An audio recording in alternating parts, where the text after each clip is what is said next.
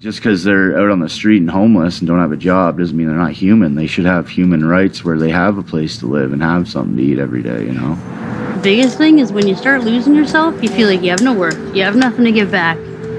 You get deeper into your addictions, and the more guilt you got because you're not around your family, and it's getting worse. Affordable housing is so important. It's the basis to everything. Having stability, and if you have stability, you're able to cope a lot better with, COVID, mental health, addiction. Without affordable housing, without that stability, the rest of that's going to affect your life so much more. I've never been this well, I swear to goodness, in my entire life.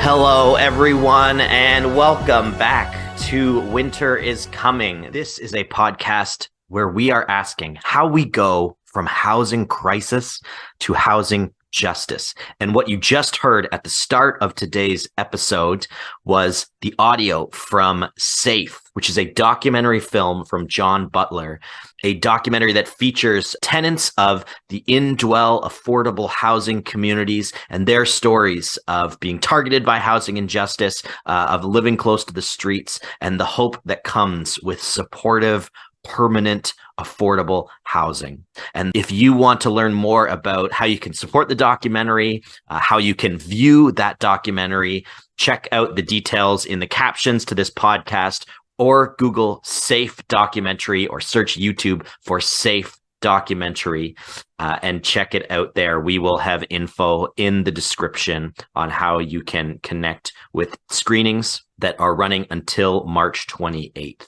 This is our 10th episode in our first season. It is also the season finale, and we are excited to bring you more episodes in the future this spring. But for now, we're going to close off this first season, and we're very excited to do that as we continue to talk about how we go from housing crisis to housing justice. And when we say housing justice, that's a term that we use here to talk about what does it look like, not just to get roofs over people's heads, not just for market real estate to be more affordable, not just to have more emergency shelters, but how can we take all those aspects and the many other aspects and nuances of housing, and how can we move towards a society that truly enshrines housing as a human right, and how we have a society that lives out housing in a just way. So we are talking housing justice here, and particularly we're looking at the lens of what many people know on their maps as Kitchener-Waterloo region, but this is the traditional territory of the Haudenosaunee, the Anishinaabe, and Neutral peoples, our Indigenous siblings who for thousands of years stewarded this land and are still stewarding this land, and with whom we have a lot to learn about what it looks like to take care of each other, to love our neighbor, to live in community, and to make sure that no one is left out in the cold. So we are joined this week, I'm super excited, by Leah Logan, who is a regional manager of Waterloo region at Indwell. And Indwell is a great organization that has been working with churches and community organizations, and some of the producers behind this podcast, Trinity United Church, who is helping you bring this podcast, has worked with Indwell in the past at going from being a church that just wanted to kind of learn about how they could support affordable housing and supportive housing and housing justice, and take them from learning to actually action. And how do we actually move tangibly towards housing justice? So Indwell has been a key part of that for Trinity, as for many, many other churches and organizations. And I'm so excited to have Leah here with us. So thank you for joining us today, Leah. Thanks for having me, Adam. Yeah.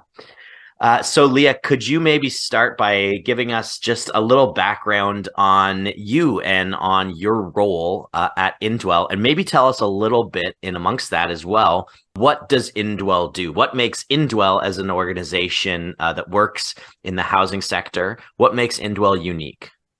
Yeah, that's not a problem. So, starting with a little bit about me is I've come from an international community development background. And so much of my work has been focused on how we foster community and we create good places for people to live and thrive. And I happened upon Indwell 8 years ago, actually, in Woodstock, Ontario, and heard about the work that they were doing. And I knew that it very much aligned with my values and my approach to how we support individuals. So I've had the pleasure of working with Indwell for 8 years now. I have had the opportunity to meet so many wonderful tenants across Ontario, all of whom we support.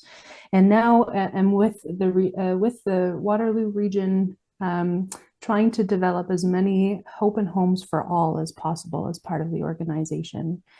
Indwell itself, it was born in the 1970s, and it was actually one family that very much wanted housing justice and wanted to make an impact. And so they had a 3-bedroom apartment. They moved 2 of their kids into one apartment and into one room, and they welcomed somebody who was unsheltered and needed some one-on-one support into their home.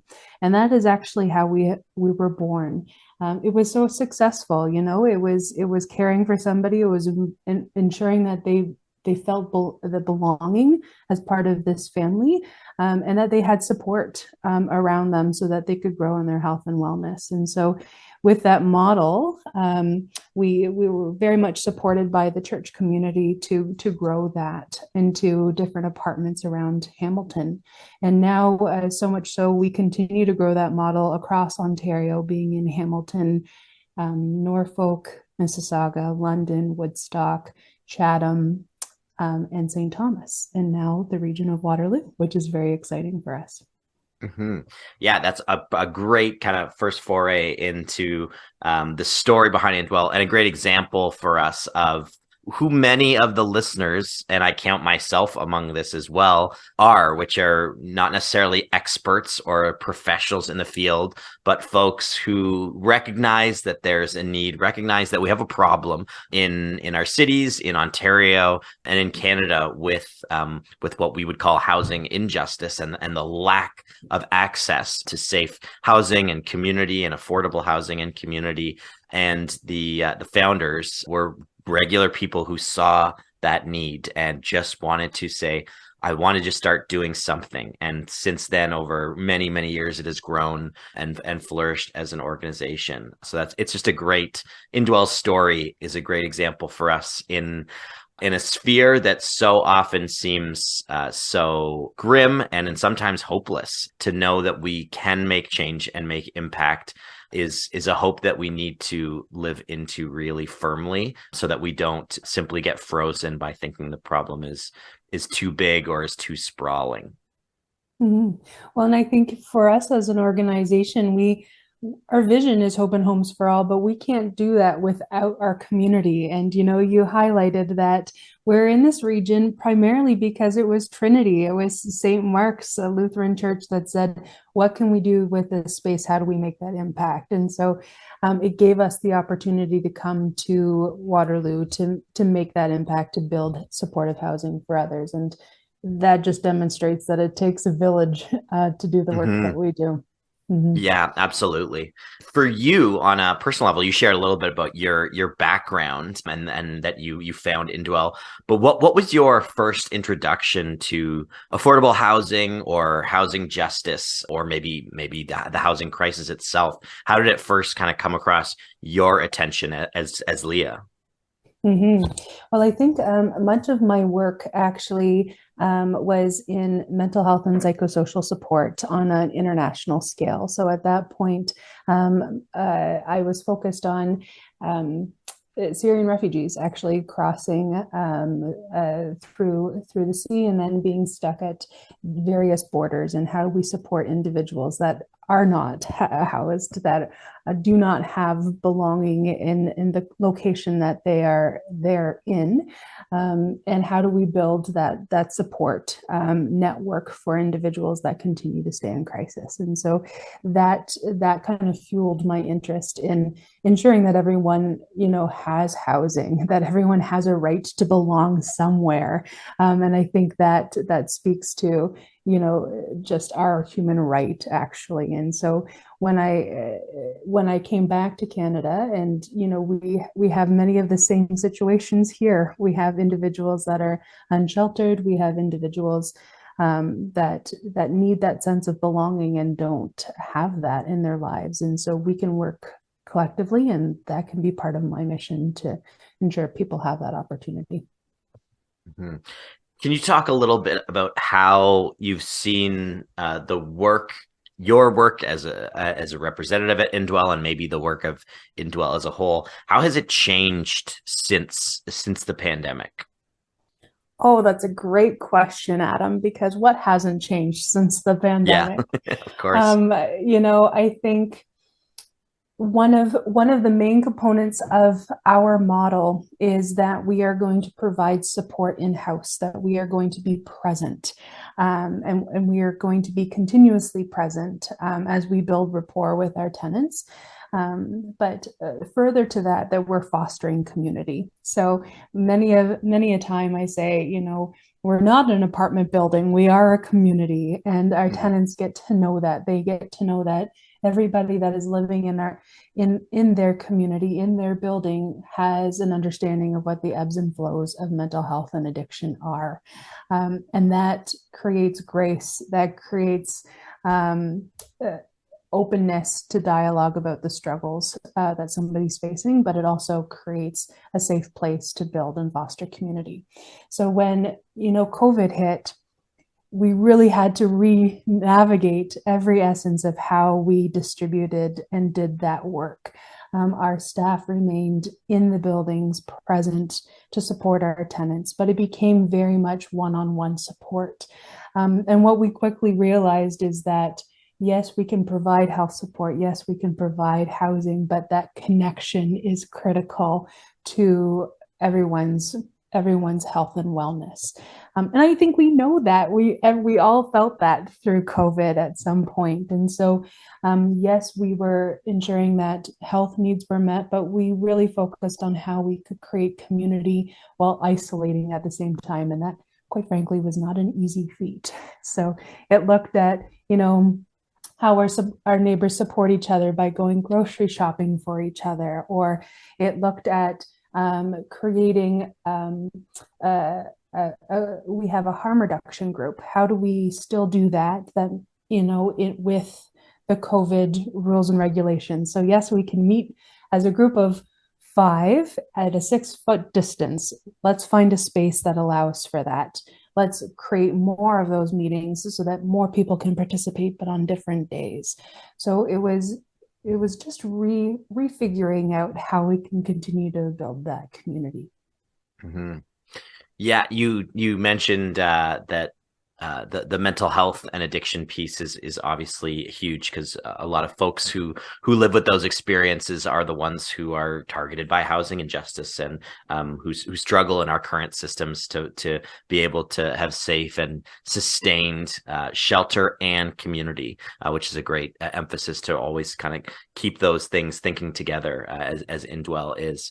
Can you talk a little bit about we have in our society in the last, especially I'd say the last decade, there has been a lot of attention on mental health and mental well-being, which is great. And things like Bell Let's Talk Day are something that sweep the internet every year, and it gives a chance for people to share stories and to, I think, at its best, hopefully destigmatize the subject of mental health. But often I think it is that conversation is really refined and restricted to particular aspects of mental health, and to folks, especially folks who are able to afford an internet connection are the ones usually who have the privilege of being able to speak. And so that leaves out of the conversation a lot of the time our neighbors who struggle with housing and with finances. Can you talk a little bit about that mental health piece and how it is linked to housing and maybe to the work that Indwell does? Mm-hmm. Well, everything that we do in terms of our design is focusing on I say community often, but it is the community piece. What we're really trying to navigate is no isolation for an individual. Recognizing isolation is detrimental to everyone's mental health. And so when we look at our apartments, we design our apartments to meet the needs of our tenants. They have a safe place, they have their own place, but we have so many community spaces in our buildings as well that fosters that opportunity not to be isolated, to be part of community. But furthermore, much of our work is getting rid of the barriers that lead to isolation as well. And you name, some of the technical difficulties we had during COVID to connect our tenants to the supports that they needed. And so very quickly it was, how do we get the iPads operational? How do we do tech classes? Our tenants generally can't afford phones. How do we get mobile phones for our tenants to use? So it was a bit of a tech journey for us to ensure that those barriers were limited and our tenants still had that connection with different supports outside of their home.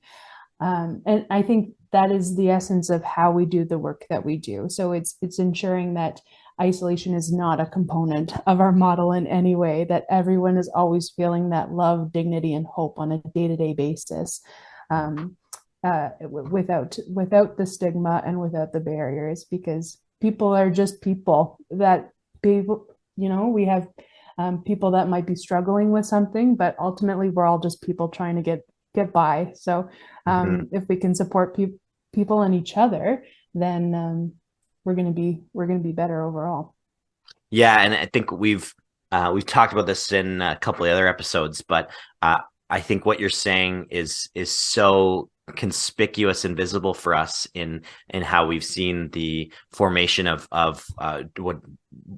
different encampments over a number of the last years, and particularly over the last couple of years, and so just seeing and recognizing that those as the exactly what you're talking about, the need for community is so real and is no different than what any of us who live with the privilege of access to safe shelter and to family and friend networks. It's what any of us would want. And so it's really beautiful to hear of the intentional focus on community, and not just the brick and mortar, not just the walls and a roof, but the actual access to what's that deeper piece, what's that soul piece that people really need. And Indwell comes at this as a developer, which is something that when we think of developers, when we think of development, we often then think of capital projects and shovels in ground, and for most for-profit developers, that's kind of the goal, to be able to get up as much real estate as possible, and then to be able to maximize profit. And so Indwell is coming at this from a completely different angle, where they're looking to be places where there is, as you said, there isn't isolation for people, that there is community, and that specifically the goal is not to maximize profit, but to maximize impact and health and well-being and belonging, as your mission states. Can you talk a little bit about what that's like? Because I think especially right now, as we hear in the narrative from, I would say, many federal and provincial politics and politicians, and many at the local municipal level, the idea that is often being pushed is we need to open up more land and space for developers and get up more buildings, more houses, more and more and more. And it really starts to ring hollow when we recognize that there is a ton of supply available for many years in the past, and yet we have still come to this point where we have this problem of prices skyrocketing, whether it's mortgages and real estate or rent skyrocketing. So can you talk about how Indwell then approaches this as a developer who recognizes that we don't just need more buildings, but that we actually have a problem with how we do housing? How does Indwell approach the housing crisis as a developer? Mm-hmm.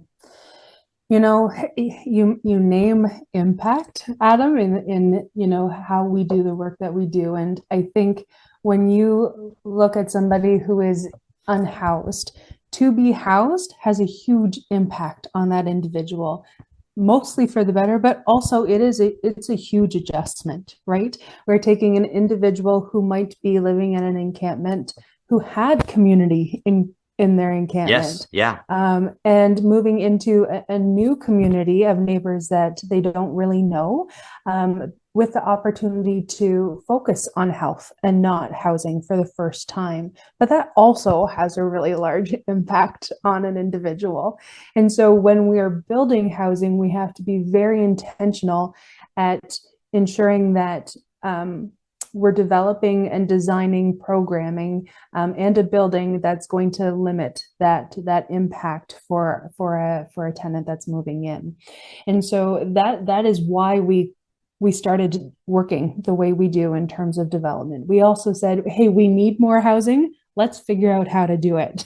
And so that is what we've been doing. And it's been a lot of growth and learning as we go along, but our tenants are guiding us through that, what they like, what they don't like, how we design better always. And that is our goal, is that we're not building just affordable supportive housing, we're building quality supportive housing. We want to build housing for individuals that we would want to live in, because everyone deserves good shelter, not just shelter, but really good quality shelter. And so we've looked at our designs to say, how do we do that? One of the things that we also recognize is that if we are going to develop, we want to do that in the most environmentally friendly way possible. And so we really looked at designing our buildings to limit our carbon footprint. We're looking at lowering our emissions. We're wanting to ensure that the utilities for our building are limited, but also in a way that's going to benefit our tenants, that they're not paying high hydro costs. And so we do design and build all of our homes to a passive house standard, which allows us to do that really well. So designing our buildings that are quality, but also being very environmentally friendly in our designs. But to that point, we have our program staff influence the design of our buildings. So it's not just putting up 41 apartments. It's the intentionality that goes into the design of that. We know what works really, really well in terms of size for our tenants' apartments. We've heard from tenants, I've been living in a 500 square foot apartment, and my anxiety and my mental health has increased because I have to fill that apartment with belongings, and then I have to clean it. I could actually benefit from a smaller unit. And so through time, we've really learned to understand from our tenants what works best for them in terms of growing their health, wellness, and belonging. So our apartments are designed to meet that need, but we're also designing to make sure that we have good and healthy flow in the building, that we're creating a safe environment for folks so that they don't have to worry about who's going to be in the hallways, or what could potentially happen in the building, because the staff is there and the building is designed to be so safe that that's not a worry for them anymore. Nothing's going to get stolen, right? But the other component is that community and staff presence. And so we are just part of the hallways, we are there, we are present, and we're in community together. And so if we can design our buildings that way, then we're going to better assist our tenants by growing positively in their health and wellness and being impacted only in good ways when they move into our buildings. I think that's really great to hear about the leadership and the agency that those who are being served by the housing take in the development and in the design. One of the things that I think we're very aware of is that sometimes, whether it's a government response or otherwise, folks who are not actually are not having the lived experience of living rough or close to the streets or experiencing houselessness. The people who aren't experiencing those things are the ones making the decisions, and there's a huge disconnect there with any subject when those who are not having a lived experience are making decisions for those who are experiencing some form of oppression or injustice. And so the ability for Indwell to take that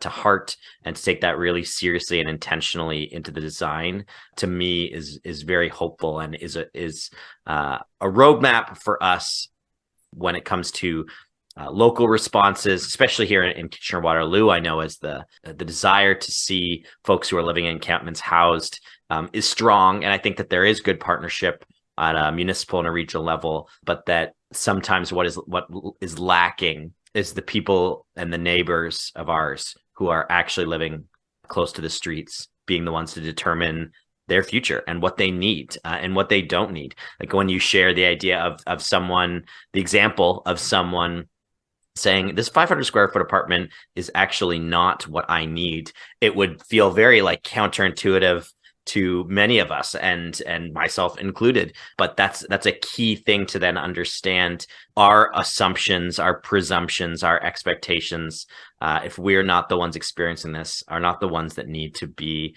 at the forefront. How has that learning journey been for Indwell? I mean, obviously you've shared some examples, but what are some of the things that have surprised you and Indwell in the work that and has informed and maybe changed how you've approached things as developers, as you've had those relationships, with the folks that you work alongside and the folks who are housed? Mm-hmm. You know, what's really interesting is, so yes, we're the developer. That also means that we're the landlord. That also means that we're the housing provider. So it's a little bit of all of those roles that allow us to get insight from our tenants. And I will name that we're an organization that, is always adapting our model to meet the needs of our tenants. So a really good example of that is that we had a group home in Woodstock, Ontario. And, Okay. We were always at the core, our values are love, dignity, and hope. And in chatting with the tenants there, they were naming that being reliant on medication administration, being reliant on waiting for a meal at 5:00, it wasn't providing them with the growth that they wanted for themselves, nor maybe the most dignifying. And so hearing that, we said, let's change our model. Let's see what we could do to make sure that we are always meeting the best, providing the best for our tenants. And so we did, with the support of the Woodstock Council, redesign that building. We tore it down and we redeveloped Wow. it so that everyone had their own apartment, everyone had their own bathroom, everyone had their own space. And so, yes, while supports were still there for medication administration, while we were still providing a meal, we were more so coming alongside in that skill development and in that design of a building that was going to enhance that love, dignity, and hope for our tenants. So we are always willing to try new things to understand what our tenants need and design for that, which is really fun, quite frankly, because then we're always learning new things. So, we always have a bit of a lessons learned when we move our tenants into a new building. And, we thought a window above everyone's main door would bring in more natural light, which was always something that we try to create. And actually more than one tenant said, we really don't like the window in front of our door because it wakes us up when we're sleeping in the morning. And we're like, oh, we didn't even think of that, right? So, right. Yeah. when we create these aesthetics that we think is really lovely for our tenants, our tenants are giving us really valid input of why it's not preferred. So we take that learning and bring it into each new design. I once rented a place in Toronto, and it was a room in a house with a bunch of roommates, and there was it was the upstairs, it was the master bedroom, and there was this huge skylight right in the middle of the room. And I remember coming in being like, oh, great, awesome, beautiful skylight. And the way the room was designed, there was only one place to put my bed, and it was like directly below that. And so, yeah, on particularly summer mornings, if I had a late shift the night before, the sun coming down on me was inescapable. Yes. And so little things like that, again, that seem good in theory, the willingness on Indwell to be able to adjust and pivot based on the recommendations of the folks that they're working alongside of and serving is really beautiful and refreshing. And I think that's something that, again, is hard to get on many government levels, and it's hard when, especially, the wheels of local government move slow, and this needs to be a response that is agile and nimble because of needs changing so rapidly, especially in the last 2 years. Needs changed so rapidly in Ontario in March of 2020, and we saw visibly the crisis that had always been there, but that was exacerbated and accelerated by the pandemic. As a developer, isn't it hard to make those adjustments? Isn't it hard to make you're talking about redesigning whole buildings or redesigning aspects of multiple units? Isn't it hard as a developer to do those things? And how, especially in knowing that that the ability to move with agility and respond quickly is that much harder when you're working in multiple areas and with whole communities. What is that like to have to respond in those ways and often adjust radically? Sometimes it seems like on a dime. Isn't that difficult to do? Mm-hmm. Well, when we talk about development, I'll name that nothing about development is easy. As coming from the program lens, we often say, hey, can't we just build 40 units tomorrow? And our development team is always very gracious in saying, no, that's not how development works. It takes a little bit of time. But we have a very robust team that dialogues about our learnings as often as we possibly can, so that we can incorporate that into our ongoing projects. So while we might not be able to adapt what is a concern for a tenant that they addressed in their building, we can adapt to that on future projects. And then we're working with our tenant to say, okay, how do we cover this window for you? So we're making those adjustments in the buildings that we have, and then incorporating that into new designs as we go.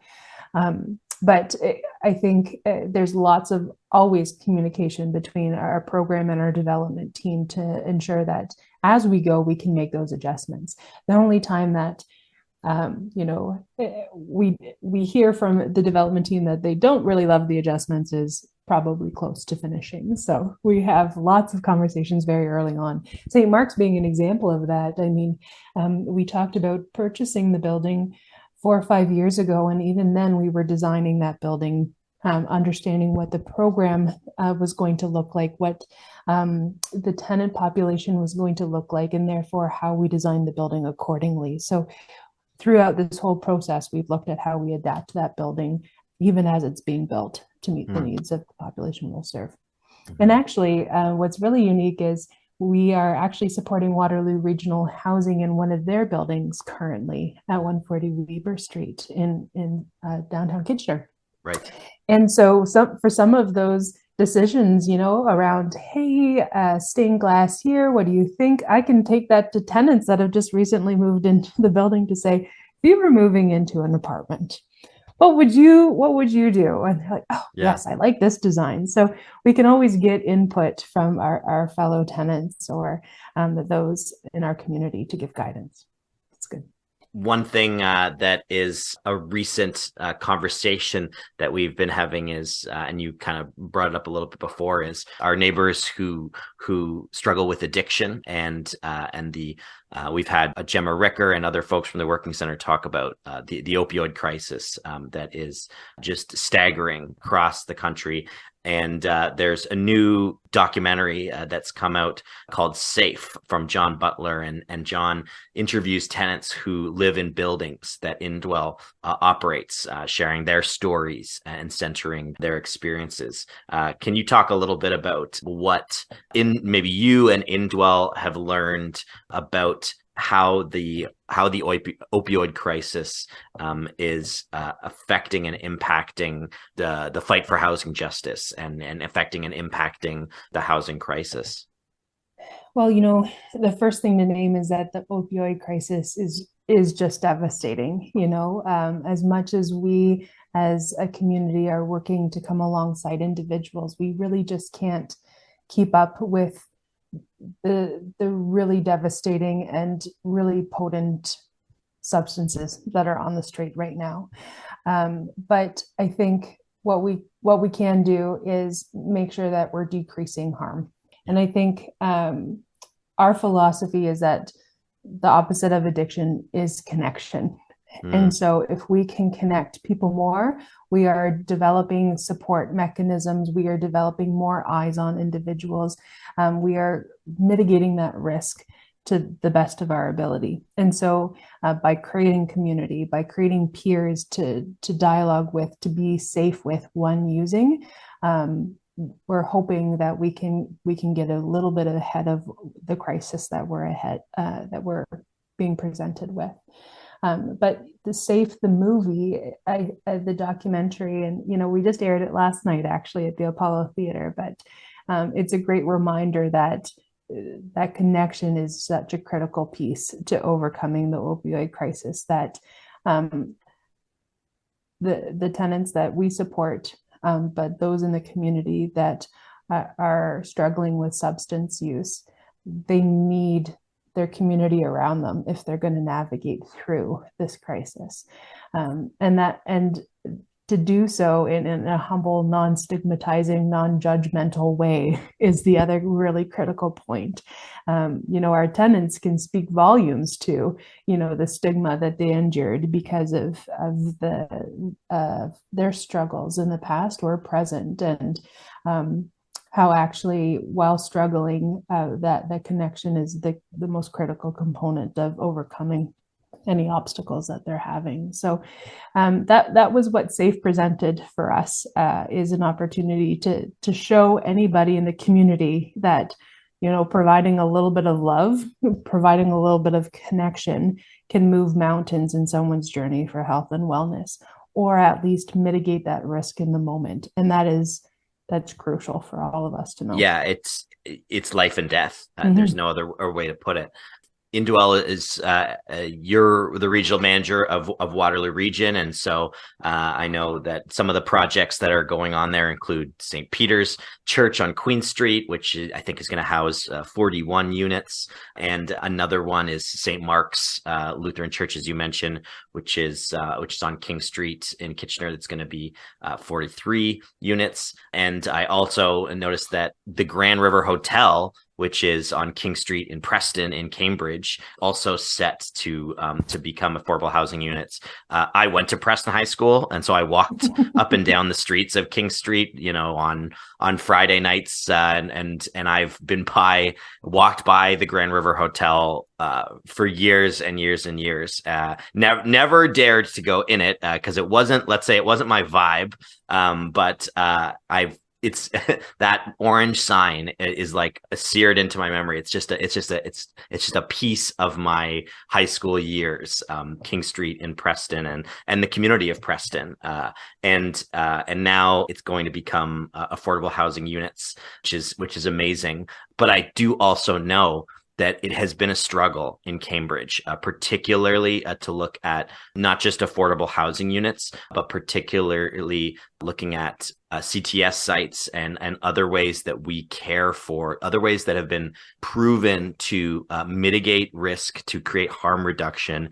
It has been a struggle in Cambridge to see projects for our neighbors who live with addiction be realized.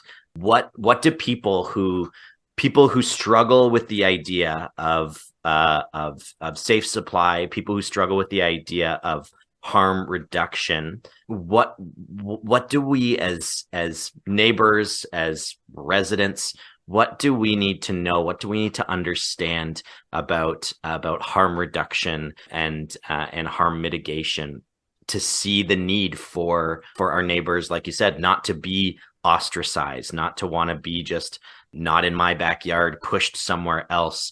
What can we say to our neighbors who struggle with that and who are resistant to these harm reduction programs and facilities? Yeah, thanks for asking that question, Adam. I'll name that I did get up the guts to go into Grand River Hotel. Wow, you're braver than me. It was one of those experiences that was wonderful, but I won't do it again. That's what I'll tell you. Yeah. Absolutely. So, for us, it has been such a pleasure to come into the region of Waterloo and be able to work with our church communities on our first two buildings, to come and, have a building that we can, renovate that already has love and compassion and joy in it is such a wonderful opportunity for us. But I will name that when we have expanded into different regions, we are very used to seeing the old tavern as our first project. And so for us, if we can take something that has history in the community, but rejuvenate it, bring life back into that space in a really healthy way, then that is a great way for us to give back to the community already. So we do see our designing and purchasing of that building as an opportunity to say, hey, we want to be good neighbors. We want to be a part of this community. And so from a design perspective, we are going to hold on to its historical heritage. We are going to design our building and its expansion to ensure that we have that heritage as part of our new community. But when you talk about the struggles of acceptance, I would say, coming into a new community, it is something that we're always dialoguing with when we expand into different regions. And I think sometimes that fear of the unknown creates a fear-based community. And that community, when not sure of the unknown, it creates that polarizing them versus us very, very quickly. And so one of our approaches is to be so transparent and to get to know the community well in advance of us doing any of the work that we're actually doing on the site. And so my colleague and I, Mark, are actively meeting with the community, meeting with community leaders to say, this is who we are. This is the work that we do. This is how we can actually be a community together. And so we're developing it as a collective and not just Indwell coming in to do something. We want to be part of the community, and so therefore the community can be part of our development. And that that goes a long way in getting the support from the community, and then being in a place to talk about how we do the work that we do. I don't think it's always easy. We always have, some naysayers, and we expect that will be the same in, with every building that we design. Speaking of Grand River, Preston, I do think we have a lot of work to do there, and we are quite aware of the history that some of our partners have, the struggles they've experienced. And so we take that learnings and we see if we can do a little bit better in just bringing the community alongside very early on. So coming at this from a developer standpoint can obviously create some distance. And you've talked throughout this whole conversation about the way that Indwell intentionally tries to close that gap, that you're not 7, 8, 10 levels away from when you're doing the design, when you're picking sites, when you're working with the community for a prospective site. You found all these ways to intentionally close that gap of distance, to have proximity to folks that you're serving and working alongside the community members who will be the neighbors. How can everyday people close that kind of gap? I think for so many people who are, like you said, who sometimes we fear what we don't know, we fear we don't understand. And so I think for a lot of folks who are resistant to affordable housing, to what we would traditionally, call NIMBY, the folks who would be saying, not in my backyard, whether it's an emergency shelter or transitional housing, supportive housing, safe supply programs. How can everyday people close that gap of understanding? How can they get to know the people, their neighbors, who are experiencing this, who are just that, who are neighbors, who are other folks, whether they're living close or on the streets, living rough, or living in shelter situations for periods of time? How can they close that gap and that distance? I think seeing is believing. And so I often will invite somebody into a building for a tour, but also, we're designing our spaces to have community come into them as well. So it's not just for our tenants, but it's for outside groups that would like to utilize space or need space. And I always I ask our community to say, give us a try. Come on in and say hi, get to understand how we do the work that we do. So that we can answer any questions that you have, or mitigate any fears you might have as well. So I think seeing is believing, and just being open to a conversation about it is really critical. But then further to that, it doesn't have to be just at Indwell. We look at so many of our partner agencies that are doing great work on the ground as well. And so I think it's getting to know the organization that you're comfortable with and ask those questions, go and see and have conversations with tenants, because my goodness, can you learn so much from our tenants? I tell you, we approach it from everything that we do from a strength-based perspective, and our tenants have so many strengths and so much that they can give to our community as a whole too. So I would say seeing is believing, and always being open-minded, asking the questions of why, because that will help provide context to understanding the work that we do. I would also just, ultimately, we believe people are people. People are people first, always. And so we just continue to reiterate that, there's nothing to be scared of when you know that your neighbor is a person, just like you are. We all have our highs, we all have our lows. It's about actually how we give grace to each other for that. So just simplifying it to understand that people are people is going to help everyone along really quickly too. Yeah, I think that's beautiful. And In her episode, Gemma talked about the fact that for folks who struggle with, addiction, that knows no income level. Folks of all walks of life do that, and the ability for those who are lucky enough to be privileged with wealth and community and stable housing, those people struggle with that road, and we know relapses happen multiple times for folks who have all access, all the access in the world, and wealth to be able to respond and to treat.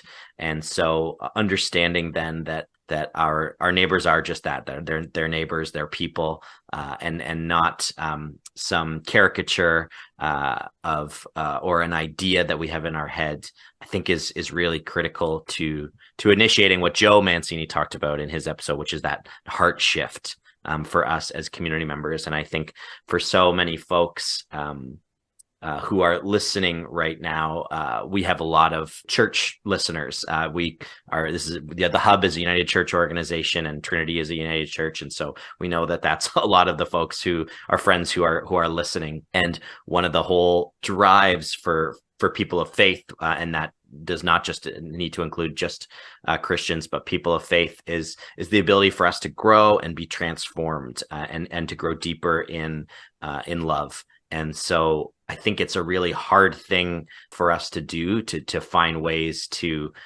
take the courage to move into that heart shift. But it is really critical, and being able to have Indwell as an organization that takes that relational approach with the community to be available, to be visible, and to have conversations with community members, I think is a really important example of how that heart shift can initiate with members. Are there any stories that you could share about someone or maybe groups that were initially naysayers or skeptical, who really came around on seeing the need for the work that Indwell does, for affordable housing, for being able to work alongside our neighbors who struggle? Do you have any stories of kind of skeptics being turned into believers? Mm-hmm. Well, I've got all kinds of those stories, but maybe one that I'll focus in on is one of our buildings in Simcoe, and it was our first building in that region. And so again, we didn't have a lot of opportunity to show seeing is believing because it was in a new region. And so, it was a neighborhood that was very nervous about us bringing supportive housing into their neighborhood, their community. And there were some that unfortunately sold their house and moved away before we could open our building, just because of that fear that they had. We have been operational now for 7 years, and I was chuckling I was laughing very hard actually, because we had a barbecue this summer, and all of our neighbors just came out to the barbecue. So we had our tenants and neighbors walking across the street, like, "Oh, that's so great. Nice to see you. What are you doing here?" It's like, "Oh, well, one of the tenants, he just came, knocked on our door and said, 'Come on over. We're having a barbecue.'" So we're now at that point where I'm feeding the whole community, quite frankly, because our tenants have that bond with their neighbors. And actually Awesome. running into the woman who sold her home, she later named to me that she had wished that she had just stuck it out and understood a little bit more about who we were. And the fact that we could have that conversation is, quite frankly, beautiful. And so that's a story of how we want to be part of the neighborhood, and hey, how we'll feed you too, apparently. So yeah, there's no awesome. great leveling ground like a barbecue to be exactly able to gather everybody. And I mean, for those of us who are coming from the Hub comes from kind of a liberative Jesus tradition, and there is, for us, we really in our community believe that there is a spiritual power in gathering around the table, in breaking bread together, that it goes further than just filling our stomachs, that there is something about that as a leveling ground, and as a place where for thousands of years, people have found connection through sharing meals. And so I just love that story. And I'm sure that also influences how community is created within the Indwell communities too, as you were talking about all those common spaces that you have. At the core of that is just treating people with hope. And so it's taking really simple values and executing them, you just making sure that people are feeling loved on a daily basis. And that is what creates system disruption right there. So. Yeah, and that, for those of us who come from Jesus traditions, I would definitely give an amen to that. And as we kind of come towards a close here for this conversation, and I'm excited to have you back in a future episode and have other folks from Indwell be able to share more, because there's so much work. There's so much work that Indwell is doing, and there's so many aspects, and we've just focused a little bit on the side of development today. What is one thing that you would want people to walk away knowing about housing justice? And I think particularly, I just especially at this time where we are in kind of the winter of 2023, as we said, there are folks particularly in the Waterloo region and particularly in Cambridge who are still really, really resistant to seeing this work happen. What is one thing that you would want folks who are skeptical to walk away knowing about housing justice? So I would say that anything is possible if you bring love and compassion forward in the work that you do. I think St. Mark's Lutheran Church, Trinity, demonstrated that by saying, how do we make an impact? Let's see what we can do. You had a conversation, and look, we are about to open the doors to 43 individuals for housing. That's huge, but it demonstrates that the community, that grassroots initiative, can get municipal, federal, provincial investment.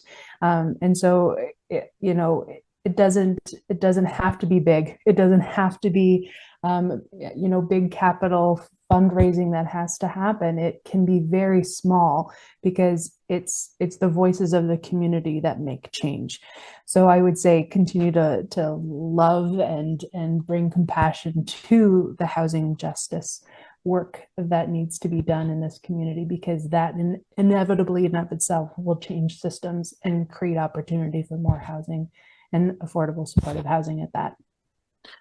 How can people follow Indwell's work, and what are needs, particularly from folks who will be listening? What are some maybe future projects? Is it volunteers? Is it staff? Are there fundraisers? How can people support Indwell? I know one of the things the Safe documentary is airing in Haldom and Norfolk, in Peel region, and in different places. So maybe also sharing where people can experience that, because as someone who has a background in film, I know the documentary movies, like, they change people, and they can really do a lot of that transforming work. So yeah, how can people follow and support what Indwell is doing? Well, I would first turn you to our website, indwell.ca, as well as we're on all of the social media channels. So please start following us, as it would give you a really good glimpse of the work that we're doing across Ontario, but specifically in Waterloo region as well. To that point, we are still airing our Safe documentary in various regions.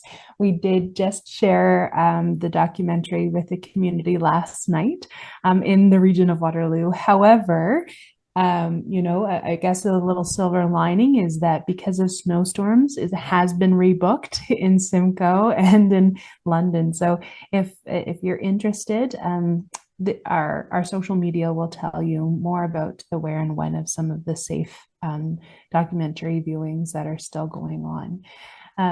In terms of how to support in the region of Waterloo specifically, we're still building our community. We are the newbies on the block. We're still getting to know our neighbors.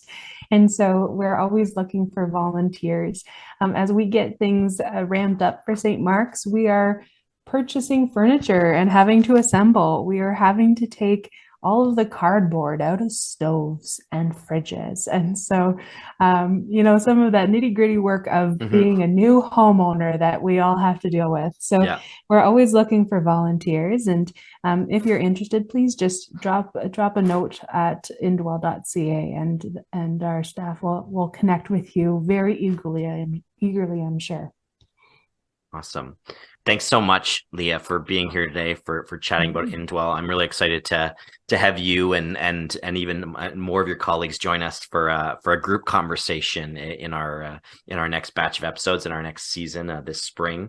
And thanks for the work that you also are doing, choosing to work at Indwell. You're an incredibly educated and gifted and talented person, and I'm sure you could have gone in many directions, and there would have been many for-profit and money-making enterprise that you could do. But you yourself are an example of how heart shifts happen, and how everyday people can choose to move us from housing crisis to housing justice, to take your gifts and your training and your heart, and to invest it in the work of Indwell is in and of itself an inspiration piece for me and for us. So I'm really grateful for your time today, and even more grateful for the time that you give every day of the week to the work that Indwell is doing, taking us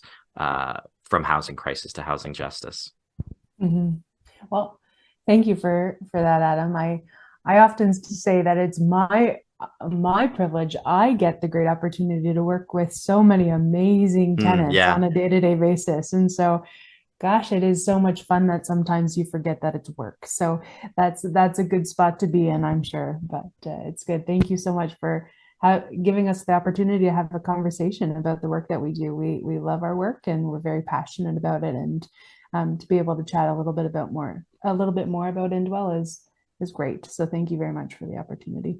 Oh, you're very welcome. That's a beautiful way to end it until we chat next time. And for those who are listening, this will signal a break in our episodes, as this is our season finale for season 1. But we will be back very soon with season 2, and it won't take till next year to do it. We hope to be back in the spring with more episodes as we continue to look at how we go from housing crisis to housing justice. So please continue to follow us as well on our social media and our website, which are linked in the captions somewhere in this video. But if you're watching on a platform that can't see that, you can follow the work of Winter is Coming at trinityunitedkw.ca, or on social media at Hubstagrams,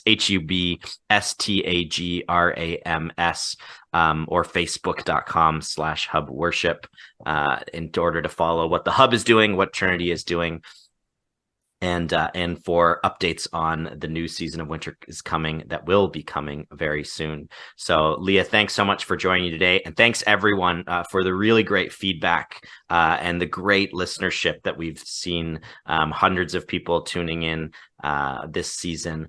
We're really grateful, and please reach out if you want to learn more about how you can get involved in this project or in projects like Indwell, like the Working Center, or any of the guests that we've featured on this first season.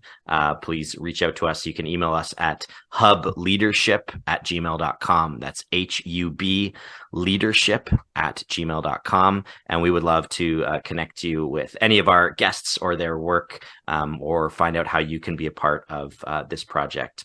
So for the Hub and for Trinity United and for Winter is Coming, my name is Adam Cresswell, and we will talk to you with the advent of season 2 in just a couple of months. Thanks so much for listening, everybody.